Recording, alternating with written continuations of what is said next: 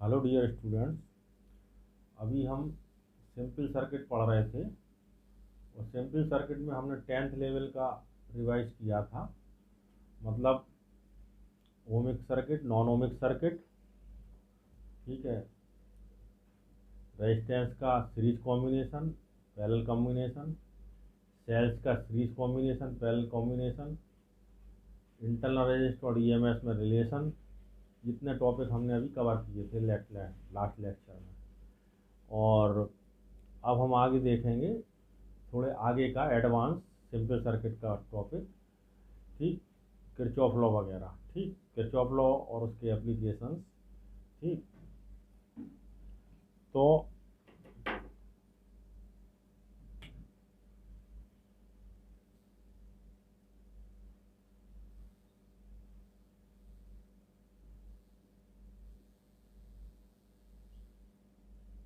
Kirchhoff law भी हमने पढ़ा था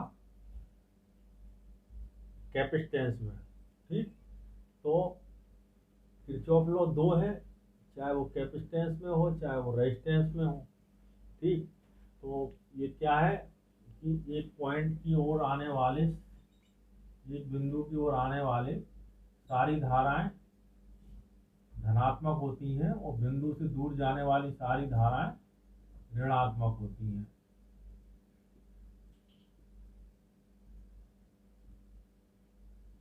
ठीक। तो इन करंट्स का जो एल्जेब्रिक सम होता है, बीजीय योगफल होता है, वो 0 होता, ठीक। और जो इस पॉइंट की तरफ आने वाली करंट्स होती हैं वो पॉजिटिव लेते हैं हम, और जो इस पॉइंट से दूर जाने वाली करंट्स होती उनको नेगेटिव लेते हैं, ठीक है। तो मतलब क्या होगा, I1 plus I2 plus I3 minus I4 minus I5 is equal to 0। ये किरचॉफ का फर्स्ट लॉ कहलाता है, ठीक है। किरचॉफ का सेकंड लॉ क्या कहलाता है? किरचॉफ का सेकंड लॉ ये कहलाता है कि किसी भी सर्किट में जो है लगे हुए रेजिस्टेंस में फ्लो करने वाली धारा और रेजिस्टेंस का प्रोडक्ट, ठीक, उनका algebraic sum is equal to होगा उसमें लगे हुए वोल्टेज के सम के बराबर, ठीक है, या उसमें लगे हुए ईएमएफ के सम के बराबर, ठीक। मतलब क्या है, लिख के बताए, हम पूरा लिख दें इसकी डेफिनेशन अगर, तो algebraic sum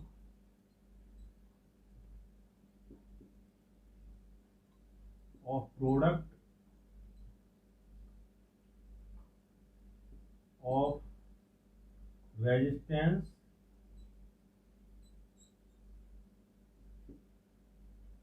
and current is equal to algebraic sum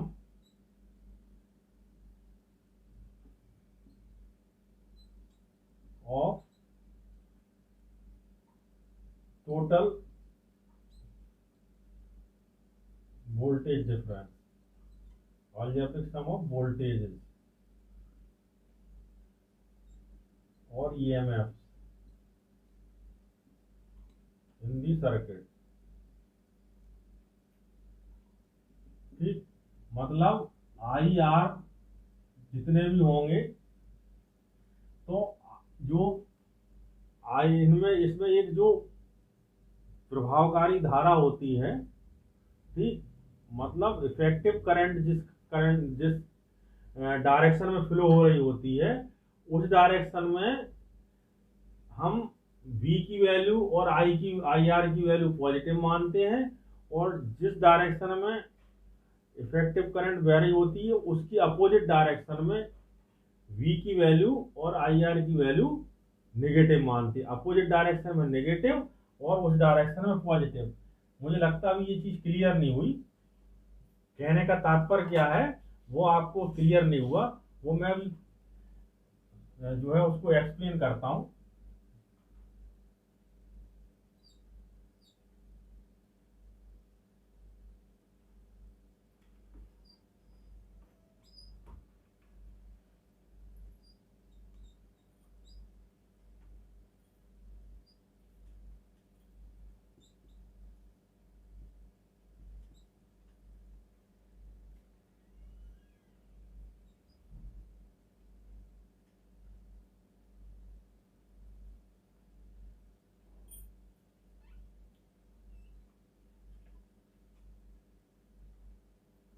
तो इससे क्या हो गया,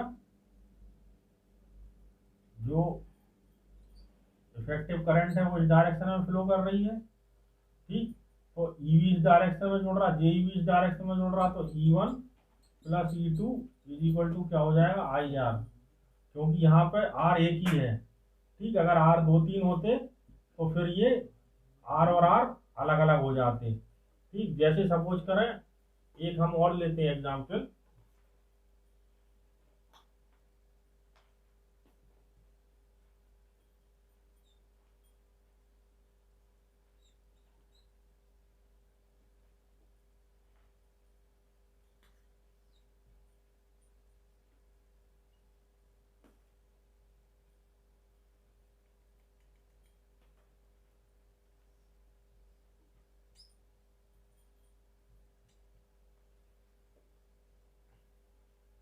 यहाँ से ये आई गई, यहाँ से I1, यहाँ से I2, यहाँ से I3, तो यहाँ से हो जाएगा I1 माइनस I3, और यहाँ से हो जाएगा I1 प्लस I3। ठीक, ये I1 में से यहाँ से I3 निकल गई, तो ये बची I1 माइनस I3, और यहाँ से I3 आ रही थी, ये I1 में जुड़ गई, सॉरी ये I2 है, ये I1 ये I2। ठीक, तो ये इसमें I1 में I3 जुड़ गई। तो अगर हम इसकी रिजल्टेंट करंट किस डायरेक्शन में फ्लो कर रही है, इस डायरेक्शन में फ्लो कर रही है इफेक्टिव करंट, तो इफेक्टिव करंट इस डायरेक्शन में फ्लो कर रही, तो इसमें ऐसी लेंगे हम करंट की डायरेक्शन, तो इसमें करंट की डायरेक्शन ऐसी लेंगे। ठीक है, तो अगर हम कोई भी क्लोज सर्किट लेते हैं, सपोज करो हमने ये वाला क्लोज सर्किट लिया, इतना सा क्लोज सर्किट लिया, इसमें हम मान लें E B C D। ठीक, तो हमने ये वाला क्लोज सर्किट लिया है, और इधर EF और ले लें। ठीक, अगर हमने ये वाला क्लोज सर्किट लिया तो इसमें क्या होगा, इस क्लोज सर्किट में हमने करंट की डायरेक्शन कैसे ली, क्लॉकवाइज ली। तो जब क्लॉकवाइज ली तो ये क्लॉकवाइज फ्लो कर रही, ये क्लॉकवाइज फ्लो कर रही, ये एंटी क्लॉकवाइज, मतलब ये ऐसी जा रही, इसको जाना चाहिए ऐसे, तो ये वाली करंट नेगेटिव हो जाएगी। तो इसमें क्या होगा, अगर ये मान लो हमने इसको मान लिया PQ RS, और ये मान लिया हमने G। ठीक, तो इसका क्या होगा फॉर्म, हमने किरचॉफ लॉ क्या कहता, किरचॉफ लॉ क्या कहता है कि किसी भी क्लोज सर्किट में, इसमें हम क्या, ये ऊपर एक लाइन और जोड़ दे रहे हैं, इन ए क्लोज सर्किट, क्लोज सर्किट। ठीक, तो क्लोज सर्किट का मतलब क्या होगा, ये क्लोज सर्किट हो गया, कौन सा क्लोज सर्किट हो गया, AVD। तो AVD क्लोज सर्किट का मतलब है, AVD क्लोज सर्किट में हमने करंट की जो प्रभावकारी धारा है, जो इफेक्टिव करंट है, वो कैसी बह रही है, एंटी क्लॉकवाइज। तो एंटी क्लॉकवाइज में ये वाली करंट पॉजिटिव डायरेक्शन में है, ये वाली करंट भी इसी डायरेक्शन में है, लेकिन इसको इस डायरेक्शन में जाना चाहिए, लेकिन इस डायरेक्शन में जा रही है, इसलिए ये नेगेटिव हो जाएगा। और इस अगर सर्किट की बात करें तो इस सर्किट में कोई भी EMF या कोई भी वोल्टेज नहीं है अलग से, तो ये इसमें इज इक्वल टू 0 हो जाएगा। ठीक, क्योंकि होता क्या है कि वैसे होना चाहिए किसी वोल्टेज डिफरेंस के बराबर, लेकिन है ही नहीं कोई, इसलिए इसमें फॉर्मूला क्या आएगा, I2P प्लस इसमें करंट हो जाएगी IG, I3 मान ली, I3 या IG भी मान सकते थे, G गैल्वेनोमीटर है, तो यहाँ आई जी मान लेते, तो यहाँ आई जी हो जाता। ठीक, तो ये I G G minus I one S is equal to zero. तो ये एक कंडीशन हो गई। ठीक, इसी तरह से इस वाले में अगर हम लेंगे तो इस वाले में क्या होगा, ये पॉजिटिव आएगा। करंट की डायरेक्शन कैसी शो कर रहे हैं हम, इस ऐसी यूं, तो ये वाला पॉजिटिव आएगा, यानी क्या आएगा, I G G plus I one R minus, क्योंकि माइनस क्यों, क्योंकि ये इधर है और हम करंट की डायरेक्शन ऐसे ले रहे हैं, minus I two minus I G Q is equal to zero होगा। मतलब इसका इसमें अगर लेंगे हम तो क्या होगा, आई G G plus I one, इसमें है I one plus I G, I one plus I G R minus I two minus I G Q is equal to zero. इस वाले में लेंगे तो क्या होगा, ये ई इसके बराबर हो जाएगा, E will be equal to, क्योंकि इसमें ई जुड़ा है, E will be equal to I, तो ई इज इक्वल टू हो जाएगा I one S plus I one plus I G R. ठीक है, ये हो जाएगी कंडीशन। तो ये हमने एक्सप्लेन कर दिया किरचॉफ लॉ को इस डायग्राम से, कि इसमें कोई भी क्लोज सर्किट में जो करंट और रेजिस्टेंस का प्रोडक्ट होता है उसका एल्जेब्रिक सम मतलब इसलिए क्योंकि जो पॉजिटिव है वो पॉजिटिव और जो नेगेटिव है वो नेगेटिव, वो जीरो होता है या उस सर्किट में जुड़े हुए ईएमएफ्स के बराबर होता। ठीक है, उस सर्किट में जुड़े हुए ईएमएफ्स के एल्जेब्रिक सम के बराबर होता। अगर ये सेल, इसमें मान लो सेल दो जुड़े होते, या इसमें सेल, हम दूसरा वाला बात कर रहे हैं कि इसमें दूसरा सेल इस डायरेक्शन में जुड़ा होता, यानी ये इस तरह से जुड़ा होता,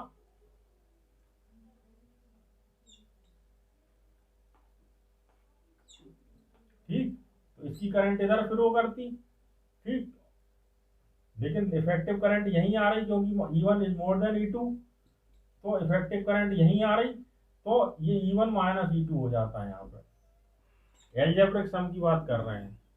अगर ये एक ही डायरेक्शन में, इसलिए पॉजिटिव ले लिए थे हमने, अगर इसको पलट दें तो E1 माइनस E2 हो जाएगा। मतलब डायरेक्शन देखना है, इसलिए उसको हमने एल्जेब्रिक सम बोला। इसमें डायरेक्शन देखी तो माइनस हो गया, इसमें डायरेक्शन देखी तो माइनस हो गया, इसमें ये ऐसे ही जा रहे हैं पूरे यूं, ऐसे यूं ऐसे, तो ये इसलिए तीनों पॉजिटिव रहे, ये भी पॉजिटिव, ये भी पॉजिटिव, ये भी पॉजिटिव।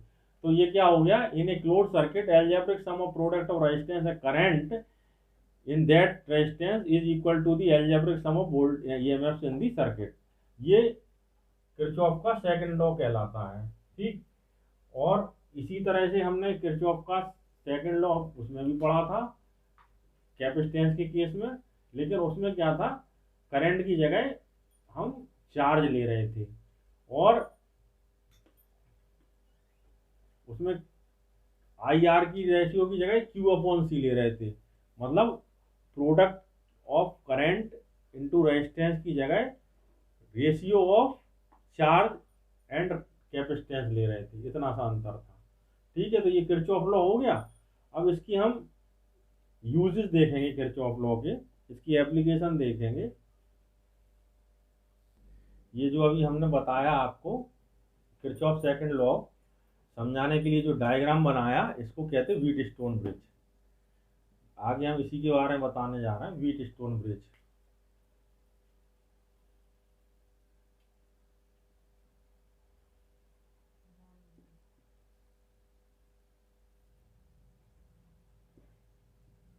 तो व्हीटस्टोन ब्रिज क्या होता है, इस तरह से जुड़े होते हैं व्हीटस्टोन ब्रिज में 5 रेजिस्टेंस,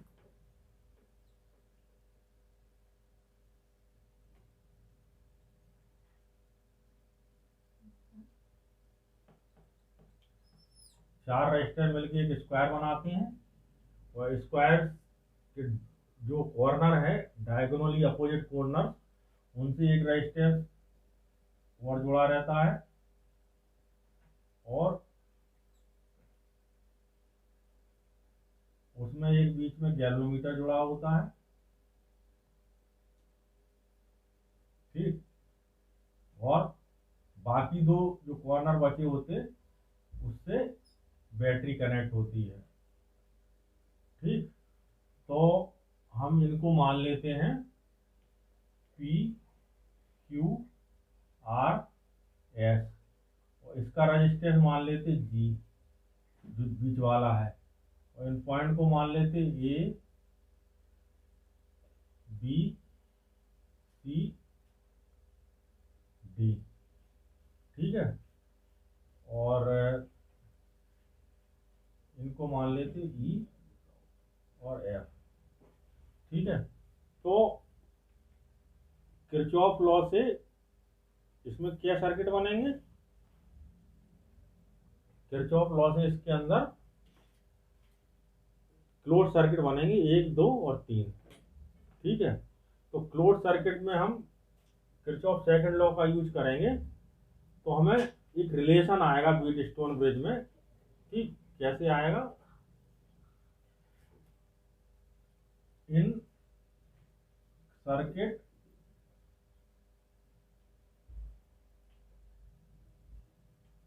ए बी डी, ये वाला सर्किट में, इसमें करंट कैसी बह रही है? देखो, ये पूरी करंट थी, इधर ये चली गई I1, यहाँ ये चली गई I2। ठीक, और I1 में से IG यहाँ निकल गई, तो ये वाली कितनी बची? I1 माइनस IG बची, और इस वाले में IG चली आ रही थी, यहाँ से I2 चली आ रही थी, तो इसमें आ गई I2 प्लस IG। ठीक है, तो ये हमने करंट का वो देख लिया, इसमें ये टोटल करंट यहाँ आई थी। तो हम एबीडी की बात करें तो इसमें करंट कैसे फ्लो करेगी? इस तरह से क्लॉकवाइज फ्लो करेगी। तो क्लॉकवाइज जब करंट फ्लो करेगी तो जो इस रिजल्टेंट करंट की, इस इफेक्टिव करंट की डायरेक्शन में जो करंट है और आर का मल्टीप्लिकेशन होगा, प्रोडक्ट होगा, वो पॉजिटिव आएगा, और इसकी अपोजिट डायरेक्शन में जो आएगा वो निगेटिव आएगा। तो I1 P plus IG G minus I2R is equal to 0। ठीक है, और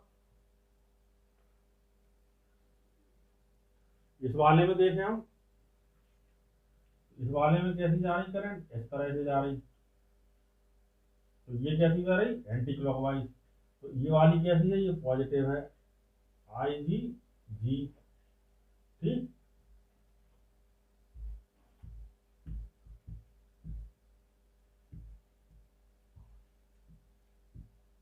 ये भी पॉजिटिव है, ऐसी ले रहे हैं हम, तो प्लस I2 प्लस IG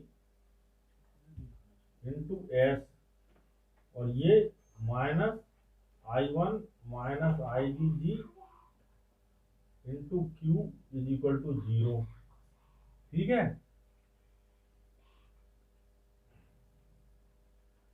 अब एक कंडीशन और रहती है इसमें कि अगर voltage of A is more than voltage C है तो ये करंट IG इस डायरेक्शन में जाएगी, और अगर potential of C is more than A तो ये करंट इस डायरेक्शन में जाएगी। हमने VA मोर देन माना था BC से, तब हमारी करंट इस डायरेक्शन में जा रही थी। ठीक, ये चीज और समझने की है कि करंट जो हमेशा high voltage to low voltage जाती है, इसलिए VA मोर देन BC है, तभी जिस डायरेक्शन में जा रही है। अब अगर हम मान लें कि इसमें कोई करंट फ्लो नहीं हो रही है, IG में IG इज इक्वल टू 0 है। ठीक है, तो यहां से आएगा ऊपर वाले से, इफ इक्वेशन 1 है, ये इक्वेशन 2 है। ठीक है, if IG is equal to 0, तो यहां से आ जाएगा I1P minus I2R is equal to 0। ठीक, यहाँ से आ जाएगा, ये 0 हो जाएगी, यहाँ केवल I2S बचेगा।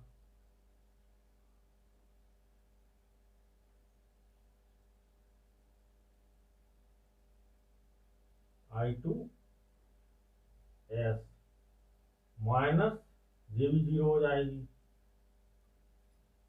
I1Q is equal to 0।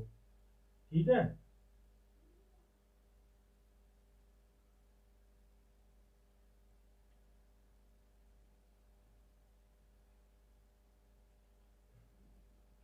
तो इसको इसके बराबर रख देंगे। ठीक है,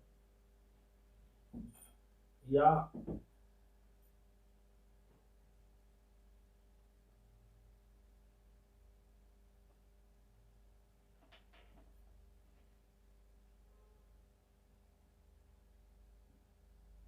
I1P is equal to I2R। ठीक है, और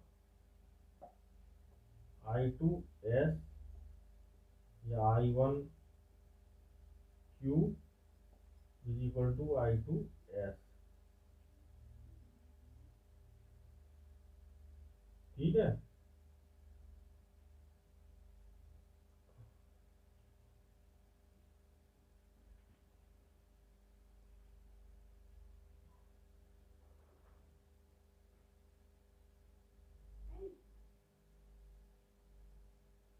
अब इससे इसको डिवाइड कर दें,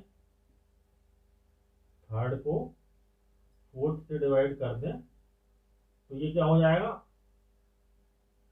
P upon Q is equal to R upon S, क्योंकि I1 से I1 कट जाएगा, I2 से I2 कट जाएगा। तो मतलब क्या है, अगर ये व्हीट स्टोन ब्रिज संतुलित है यानी बैलेंस्ड है, तो ये जो बीच वाली इसमें जो आर्म होती है उससे कोई करंट फ्लो नहीं करेगी, IG इज इक्वल टू 0 हो जाएगी।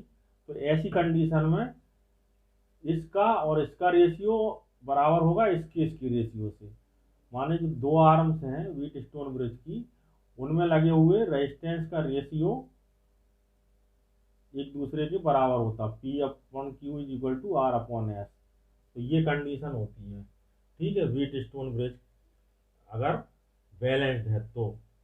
ठीक है, अब इस बैलेंस व्हीट स्टोन ब्रिज से ही हम क्या निकालेंगे, एक इसका एक होता है मीटर ब्रिज बोलते हैं, कोई एक इसकी एक इंस्ट्रूमेंट होता है, मीटर ब्रिज कहते हैं उसको। तो मीटर ब्रिज किस काम आता है, मीटर ब्रिज काम आता है, दो अगर रेजिस्टेंस दिए हुए हैं तो उनकी वैल्यू को कंपैरिजन करने में, या एक रेजिस्टेंस दिया है तो दूसरे रेजिस्टेंस की वैल्यू निकालने में, मतलब एक दिया है दूसरे की रेजिस्टेंस की वैल्यू निकाल लेंगे, तो उससे उसका काम आता, वो क्या काम आता, wheat sorry metre bridge, metre bridge बता रहे हैं।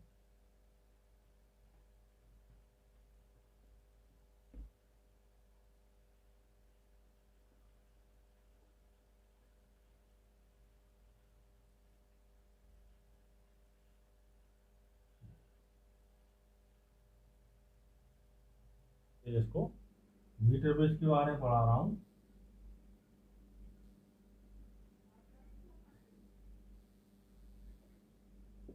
मीटर ब्रिज क्या होता है, इसमें 3 गैप होते हैं मीटर ब्रिज में। ठीक है,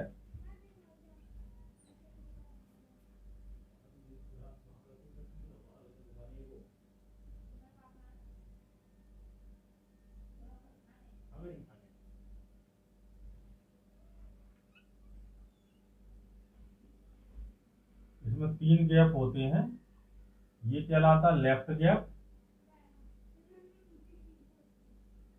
ये कहलाता राइट गैप। ठीक है, और ये तीसरा गैप होता 1 मीटर लॉन्ग गैप होता है, इसकी 100 सेंटीमीटर लंबाई होती है, ये बीच में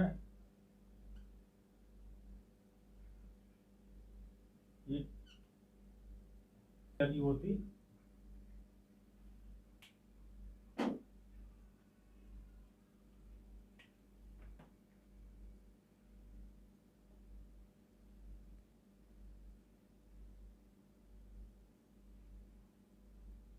जो इसके ऊपर खिसकती है।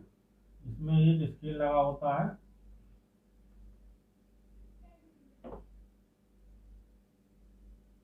जिसकी लंबाई 0 से 100 सेंटीमीटर तक रहती है। ये यूनिफॉर्म थिकनेस का एक तार होता है। ठीक, तो ये किसका प्रिंसिपल पे काम करता है? ये उसी प्रिंसिपल पे काम करता है, व्हीटस्टोन ब्रिज के प्रिंसिपल पे। व्हीटस्टोन ब्रिज का ये वाला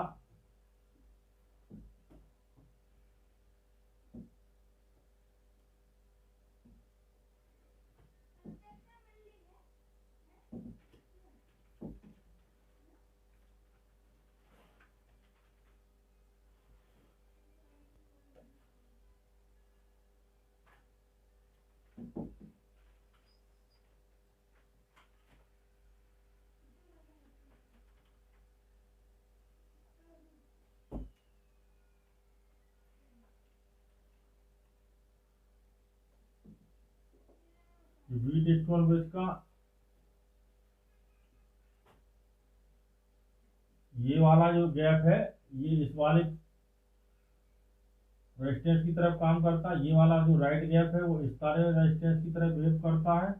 और ये इतने तार का जो वो है रेजिस्टेंस है, वो इस रेजिस्टेंस की तरफ बिहेव करता है। और इतने तार का जो रेजिस्टेंस है वो इस तार के बराबर बिहेव करता है, इस रेजिस्टेंस के बराबर बिहेव करता है।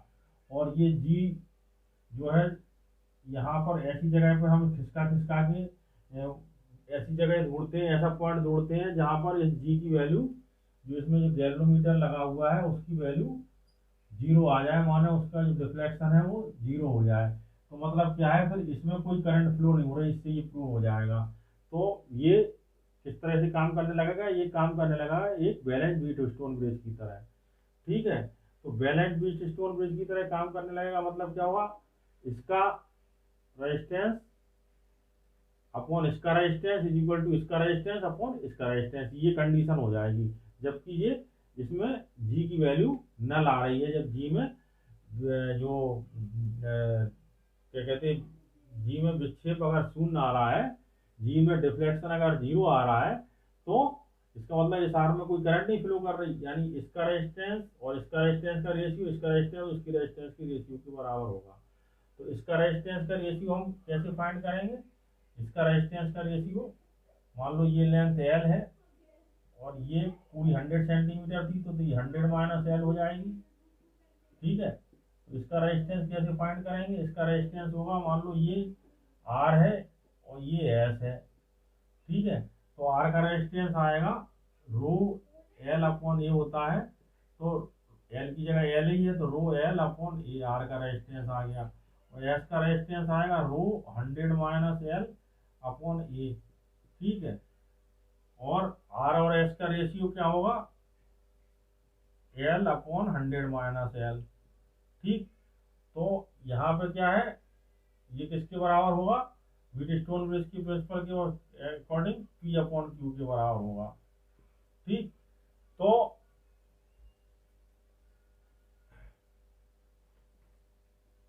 अगर यहाँ पे नोन वो लगा हुआ है, मतलब यहाँ पे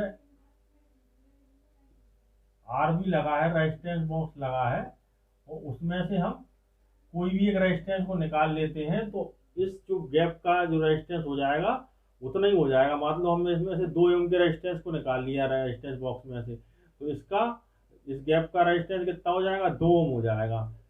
ठीक, तो अब हमें इसका रेजिस्टेंस निकालना है, तो कैसे निकालेंगे?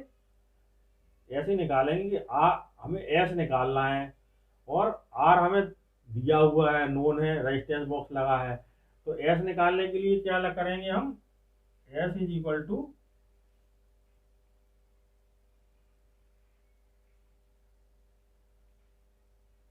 Hundred minus L R upon L. ठीक है, तो इस फॉर्मूले से ये निकल आएगा।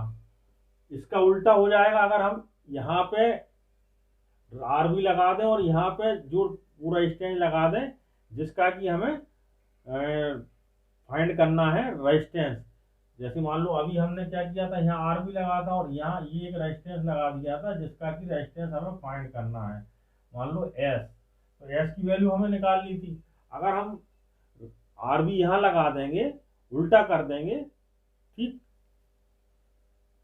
उल्टा कर देंगे, माने क्या कर देंगे, आर भी यहाँ पे हम लगा देंगे वो रेजिस्टेंस जिसका कि हमें रेजिस्टेंस निकालना है, और यहाँ लगा देंगे रेजिस्टेंस बॉक्स जिसका कि हमें पता है रेजिस्टेंस। ठीक है, तो फॉर्मूला क्या हो जाएगा फिर हमारा, ये आर हो जाएगा और ये एस हो जाएगा, तो हमें आर निकालना है फिर। तो फॉर्मूला क्या हो जाएगा, R is equal to S L 100 minus L, जहां पर एस क्या है, इसका रेजिस्टेंस है, तो फिर हमें इससे आर निकलेगा। तो इससे क्या निष्कर्ष निकला हमारा कि left resistance of left gap upon resistance of right gap is equal to L upon 100 minus L. सीधा सीधा फॉर्मूला, कंफ्यूजन दूर करने के लिए आर और एस हटाओ, कहीं भी जोड़ दो उससे फर्क नहीं पड़ता। ठीक, लेफ्ट गैप का रेजिस्टेंस अपॉन राइट गैप का रेजिस्टेंस, मतलब अगर रेजिस्टेंस बॉक्स राइट गैप पे जुड़ा हुआ है तो इसका मतलब राइट गैप का नहीं निकालना है, हमें लेफ्ट गैप का निकालना है। और अगर रेजिस्टेंस बॉक्स लेफ्ट गैप में जुड़ा है, राइट गैप में निकालने वाले जुड़ा है जिसका हमें फाइंड करना है, तो इसका मतलब हमें राइट गैप का फाइंड करना। तो मतलब सीधा सीधा फॉर्मूला आ रहा, left gap resistance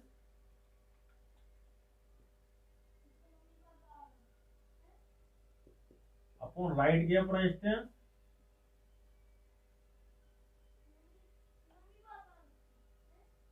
is equal to L upon 100 minus L. ये फॉर्मूला आ गया सीधा सीधा। ठीक है, अब अगर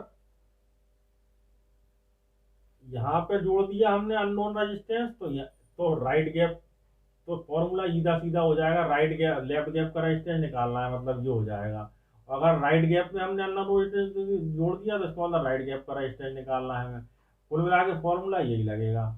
तो ये क्या था, मीटर बेस था। ठीक, तो मीटर बेस से हम क्या कर सकते, किसी भी रेजिस्टेंस की वैल्यू निकाल सकते। कभी कभी क्या होता है कि एरर दूर करने के लिए हम क्या करते हैं, 3 रीडिंग लेते हैं, इसमें से अलग अलग 3 रेजिस्टेंस निकालते हैं। मान लो एक बार में 2 ओम का निकाला, फिर 3 ओम का निकाला, फिर 4 ओम का निकाला, और फिर ये एल की रीडिंग निकालते हैं। ठीक, तो 3 रीडिंग से फिर इसमें सपोज करो हमने इसमें लेफ्ट गैप में जोड़ा ये वाला क्या कहते हैं, वो ये आर बी रेजिस्टेंस बॉक्स हमने सपोज करो लेफ्ट गैप में जोड़ा, तो राइट गैप का रेजिस्टेंस निकालना है हमें। तो राइट गैप का रेजिस्टेंस निकालने के लिए क्या होगा, जो रेजिस्टेंस लेफ्ट गैप का रेजिस्टेंस मतलब रेजिस्टेंस बॉक्स का रेजिस्टेंस में 100 माइनस एल का मल्टीप्लाई होगा और एल अपॉन में आएगी। तो इस तरह से हम राइट गैप के रेजिस्टेंस की 3 वैल्यू निकाल लेंगे। ठीक है, अलग अलग रीडिंग से, और फिर तीनों को जोड़ के 3 से डिवाइड कर देंगे तो मीन वैल्यू आ जाएगी। तो मतलब एरर उससे मिनिमाइज हो जाएगा। तो रेजिस्टेंस बॉक्स इसलिए लेते हैं कि अलग अलग रेजिस्टेंस निकाल कर अलग अलग एल की वैल्यू हम फाइंड कर सकें और फिर 3 रीडिंग निकाल के उसका मीन निकाल सकें। ठीक है, तो ये था मीटर ब्रिज। अगला टॉपिक इस चैप्टर का हम नेक्स्ट लेक्चर में शुरू करेंगे।